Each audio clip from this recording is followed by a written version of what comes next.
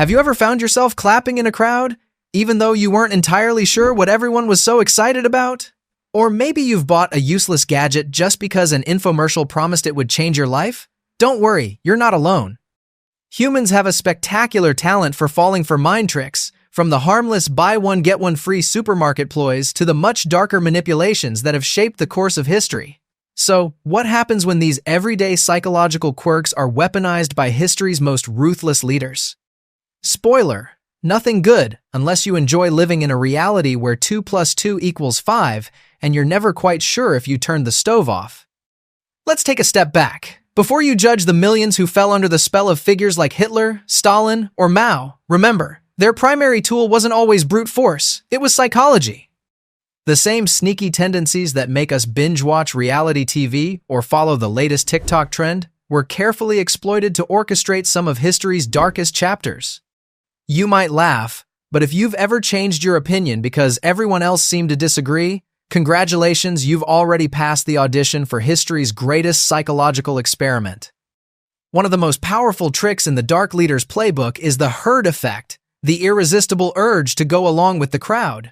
Imagine standing at a busy intersection. One person jaywalks, then another. Suddenly the whole group follows, like lemmings leaping off a cliff. Except, fun fact, real lemmings don't actually do that. It's a myth, just like your ability to resist peer pressure. Hitler's rallies, with their sea of salutes and roaring chants, weren't just for show. They were designed to make people feel swept up in something larger than themselves. Stalin packed public spaces with enthusiastic supporters, so that even doubters felt outnumbered. Mao's Cultural Revolution thrived on group hysteria, where disagreeing often meant social, or literal, death. And let's not pretend we're immune today. Ever found yourself agreeing with a friend's wild opinion just because everyone else nodded? That's the herd effect in action. In the end, maybe our greatest achievement as a species is our deep desire to fit in sometimes, unfortunately, at the cost of common sense. Now, let's talk about repetition, the humble act of saying something so many times that your brain stops questioning it and just gives up. Every infomercial knows this secret. Repeat a slogan enough, and suddenly, ShamWow sounds like a perfectly legitimate solution to life's problems. But the masters of manipulation didn't invent catchy jingles. They turned repetition into an art form for mass persuasion. Joseph Goebbels, Hitler's infamous propaganda minister, once allegedly said, "Repeat a lie often enough and it becomes the truth." This isn't just sinister poetry, it's basic brain science. When we hear something over and over, our brains start filing it under probably true, especially if it comes from an authority figure. That's why, after hearing 4 legs good, 2 legs bad, chanted 1,000 times, "Hello, Animal Farm," people start to believe it, even if their pet parrot seems pretty chill on 2 feet. Take Stalin's Soviet Union, where posters, radio broadcasts, and parades endlessly trumpeted slogans about the glorious workers' paradise, even as food shortages grew and suspicion reigned. The message?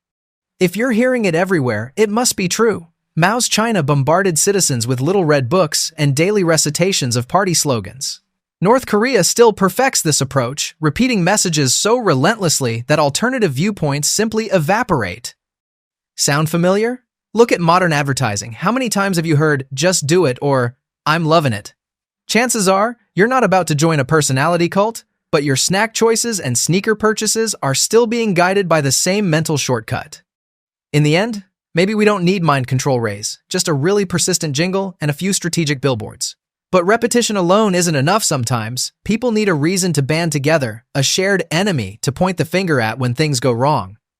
Enter the age-old strategy of creating a common foe, a psychological sleight of hand that transforms regular folks into a united, if slightly suspicious crowd.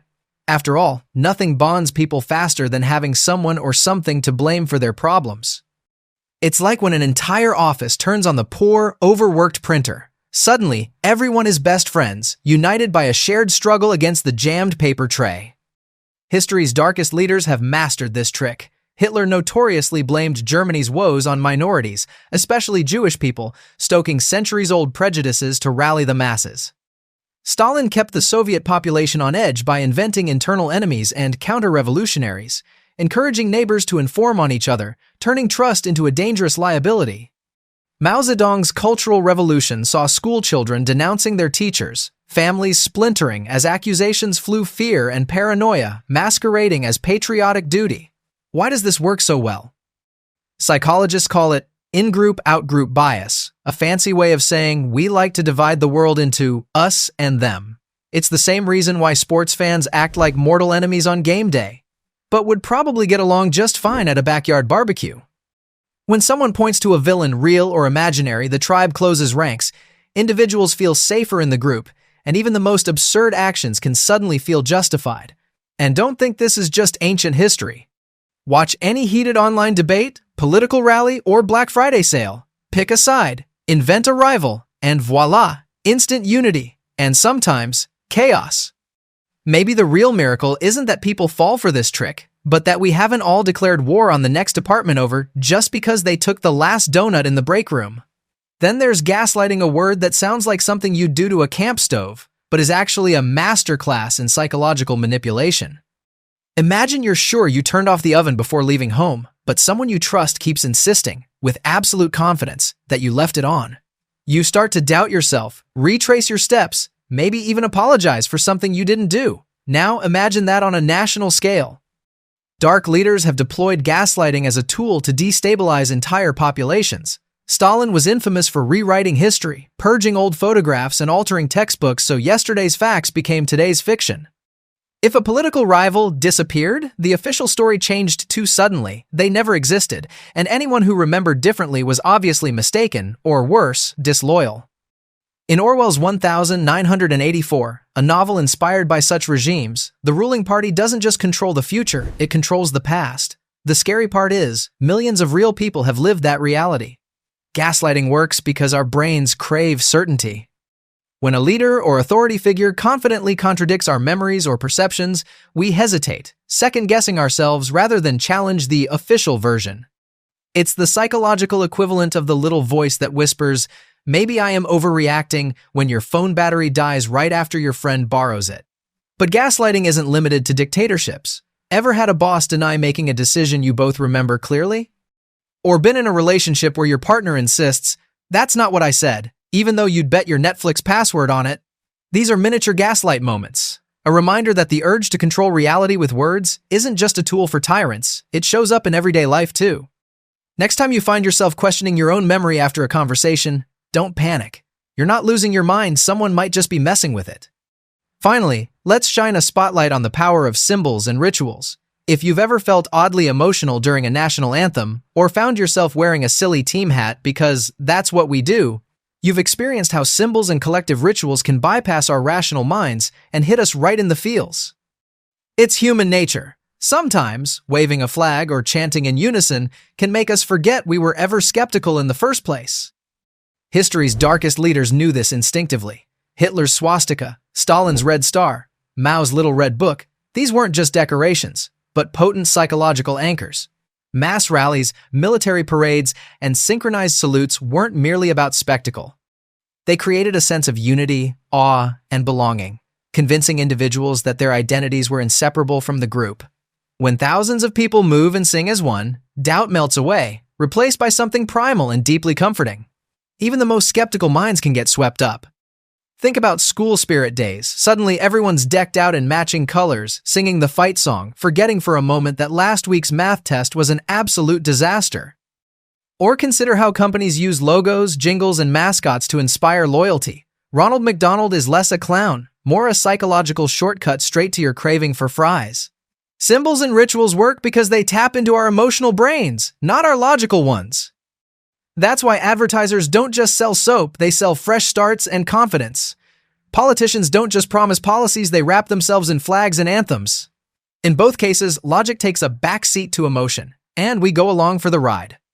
So, the next time you catch yourself humming a catchy jingle or feeling inspired by a group chant, pause and ask, are you thinking for yourself or just enjoying the comfort of belonging? So, what have we learned from this dark but oddly relatable tour of psychological tricks? The same quirks that make us laugh at memes, root for the underdog, or line up for midnight sales are the very instincts that history's most notorious leaders have turned against whole populations. The herd effect sweeps us along with the crowd, Repetition rewires what we think we know. Shared enemies make us cling to our tribe. Gaslighting erases our trust in reality. And symbols bypass our brains to tug at our hearts. These are not just stories of the past. Even today, politicians, advertisers, and influencers deploy these tactics sometimes with just a little less villainy, but often with remarkable effectiveness.